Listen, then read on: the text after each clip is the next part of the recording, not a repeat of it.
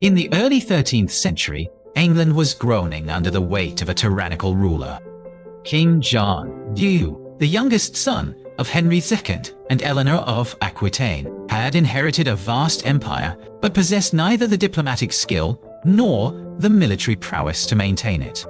His reign was marked by a series of disastrous military campaigns in France, earning him the mocking nickname John Softsword. To fund these failed wars, John levied exorbitant taxes on his subjects, squeezing the wealth from both the nobility and the commoners. He introduced the scutage, a tax paid in lieu of military service, at an unprecedented rate, demanding payment even when no wars were being fought. The justice system became a tool for his greed. He sold favorable verdicts to the highest bidder and crushed those who could not pay. Barons, the powerful landowners who formed the backbone of the kingdom's military and political structure, grew increasingly resentful. They watched with anger as their ancient rights were eroded and their properties seized on the king's whim. John was paranoid and suspicious, demanding hostages from the families of barons to ensure their loyalty. He was known to starve his prisoners to death and treated even his closest allies with contempt. The king also clashed famously with the church, engaging in a bitter dispute with Pope Innocent III over the appointment of the Archbishop of Canterbury. This conflict led to England being placed under an interdict, banning all church services, marriages, and burials for years.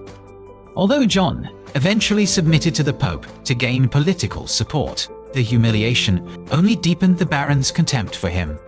The breaking point came in 1214, after the disastrous Battle of Bouvines, where John's allies were decisively defeated by the French.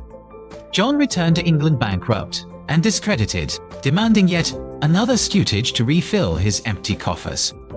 The northern barons, who had long been the most independent and rebellious, finally refused to pay. They began to meet in secret, discussing not just rebellion, but a fundamental change in how the kingdom was governed. They looked back to the Charter of Liberties issued by Henry II a century earlier as a precedent for limiting the king's power. Led by men like Robert Fitzwalter, whom they dubbed the Marshal of the Army of God, the rebels gathered their strength. In January 1215, a group of barons appeared before the king in London, fully armed, demanding that he confirm their ancient liberties. John, playing for time, asked them to return after Easter, hoping to divide the opposition and rally support. During this delay, John took the cross, declaring himself a crusader to gain the protection of the church. However, the maneuver failed to deter the barons, who were now united by a common cause and a shared hatred of the king's tyranny. By May 1215, the rebels formally renounced their allegiance to King John, an act of open treason. They marched on the key city of Northampton, but failed to take it, suffering an early setback. However, their fortunes changed dramatically when the City of London opened its gates to them. The support of London, the commercial and financial heart of the kingdom, gave the barons immense leverage. John, now holed up in Windsor Castle, realized he had lost control of his capital and much of his country. With his treasury empty and his armies scattered, the king had no choice but to negotiate. He agreed to meet the rebels at a neutral ground, a water meadow beside the River Thames called Runnymede. The date was set for June 15th, 1215, a day that would change the course of history. Dios. The barons arrived in force, their tents covering the meadow, a display of their military might. King John arrived from Windsor with a smaller retinue, clearly the weaker party in this confrontation. Between the two factions stood Stephen Langton, the Archbishop of Canterbury, who acted as the chief mediator. Langton likely drafted much of the document, attempting to balance the demands of the barons with the need for a functioning monarchy. The document they presented to the king was known as the Articles of the Barons. Negotiations were tense and heated, lasting for several days as details were hammered out. The king, outwardly submissive but inwardly seething, agreed to the terms to buy time and save his throne.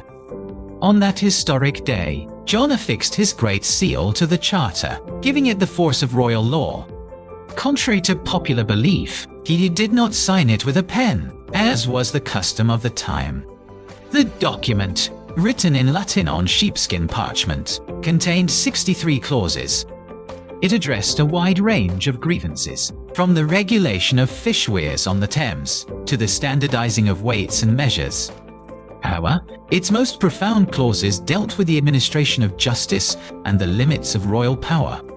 Clause 39 is perhaps the most famous. No free man shall be seized or imprisoned or stripped of his rights or possessions, except by the lawful judgment of his equals or by the law of the land. This established the principle of habeas corpus and the right to a fair trial, foundations of modern democracy. Clause 40 declared, "To no one will we sell, to no one deny or delay, right or justice." The Charter also limited the king's ability to tax without the general consent of the realm, a precursor to no taxation without representation.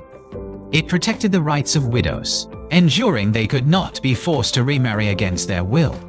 It protected the freedom of the English Church, confirming that its elections should be free from royal interference. It established a council of 25 barons to monitor the king's compliance with the Charter. If the king violated the agreement, these barons had the right to seize his castles and lands until redress was made. This security clause was a radical innovation, effectively legalizing rebellion against a monarch who broke the law. Copies of the Charter were made and sent to cathedrals and castles throughout England to be read to the people. A town crier reading the Magna Carta to a crowd of peasants and merchants in a market square, people listening intently. For a brief moment, it seemed that peace had been restored and a new order established. But King John had no intention of honoring the document he had been forced to seal. Almost immediately, he sent messengers to Pope Innocent III, begging to be released from his oath. The Pope, now John's feudal overlord, was furious that the barons had challenged a king he protected. He issued a papal bull declaring the Magna Carta null and void of all validity forever. He excommunicated the rebel barons, plunging the country back into civil war. The First Barons' War erupted with renewed ferocity in the autumn of 1215. King John, bringing in ruthless mercenaries from the continent, ravaged the estates of his enemies. One of the most dramatic episodes was the siege of Rochester Castle, where John's forces undermined the Great Keep. The rebels, desperate and outmatched, invited Prince Louis of France to take the English crown.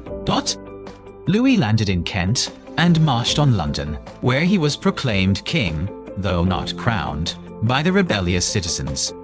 John fled north, his baggage train laden with the royal treasury, including the crown jewels. Disaster struck when the train attempted to cross the Wash estuary and was lost to the rising tide. Broken in spirit and suffering from dysentery, King John died at Newark Castle in October 1216. His death transformed the political landscape overnight. The rebel barons' grievance was primarily with John, not the institution of monarchy itself. John left behind a 9-year-old son, who was quickly crowned King Henry III. The great knight William Marshal was named regent to rule on the boy's behalf. In a masterstroke of statesmanship, Marshal issued the Magna Carta in 1216, stripped of its most radical clauses. This act turned the Charter from a rebel manifesto into a royal peace offering. Many rebels deserted Louis and returned to the royal fold, rallying around the young king. The French were defeated at the Battle of Lincoln and forced to leave England. The Magna Carta was reissued again in 1217 and definitively in 1225, becoming part of English statute law. Over centuries, many of its specific clauses became obsolete or were repealed.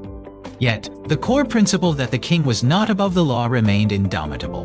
In the 17th century, lawyers like Sir Edward Coke used the Magna Carta to challenge the divine right of the Stuart kings. It inspired the founding fathers of the United States when they wrote the Constitution and the Bill of Rights. Phrases from the Charter echo in the Fifth and Sixth Amendments to the U.S. Constitution. Eleanor Roosevelt called the Universal Declaration of Human Rights a Magna Carta for all mankind. Today, only 4 original copies of the 1215 Charter survive. 2 are held by the British Library, 1 by Lincoln Cathedral and 1 by Salisbury Cathedral. Despite being a failed peace treaty in its time, it became the most famous document in English history. It stands as a testament to the power of the rule of law against arbitrary tyranny. The meadow at Runnymede remains a place of pilgrimage for those who cherish liberty. A memorial erected by the American Bar Association stands there today, honoring the Charter's legacy. The story of the Magna Carta is not just about a king and his barons, but about the slow and painful birth of freedom. It reminds us that rights are not given by rulers, but must be demanded and defended by the people. The Great Charter proved that even the highest power in the land could be constrained. Its influence spans 8 centuries, touching every continent and every democracy. The barons at Runnymede could not have foreseen the global impact of their demands. They were acting in their own self-interest, yet they laid the groundwork for universal human rights. In an age of absolute monarchy, they dared to imagine a different way of ruling. The ink on the parchment may have faded, but the ideas it carries are imperishable. Magna Carta remains a beacon of hope in a world where tyranny still exists. It teaches us that the struggle for justice is a constant and necessary endeavor. From the muddy fields of Runnymede to the highest courts of the world, its journey is extraordinary. The sealing of the Magna Carta was truly a watershed moment in human history. King John is remembered as a villain, but his tyranny inadvertently birthed a great good. The barons are remembered not just as rebels, but as the accidental architects of liberty. Every time a person invokes their right to silence or a fair trial, they invoke the spirit of 1215. The Magna Carta is more than a document. It is a symbol of the enduring human desire for freedom. It serves as a warning to all leaders that their power is not absolute. And it serves as a promise to all people that justice can be achieved. The legacy of the barons who forced a king to sign continues to shape our world today. Thus, the story of the Magna Carta is the story of us all. It is a story that must be told and retold to every generation, so that we never forget the price of liberty and the value of the rule of law. In the end, the pen or the seal proved mightier than the sword. Long live the Great Charter. Its spirit lives on in the hearts of free people everywhere. The history of England, and indeed the world, was forever altered on that summer day in 1215. We owe a debt of gratitude to those stubborn barons. And perhaps even a little to the terrible king who made it all necessary. For without the darkness of tyranny, the light of liberty would not shine so bright. The Magna Carta stands eternal, a cornerstone of civilization. Let us cherish and protect it. For as long as we do, freedom shall not perish from the earth. The barons' defiance was the spark. The Charter was the flame. And democracy is the fire that now warms the world. This is the true meaning of Magna Carta, a heritage of rights to be passed down forever. Remember Runnymede, remember the barons, remember the Charter, and never take freedom for granted. This concludes the story of the Magna Carta, a story of power, rebellion, and the triumph of law. May it inspire you to stand up for what is right, just as the barons did 800 years ago. Thus, history is watching. Be worthy of the legacy. The end.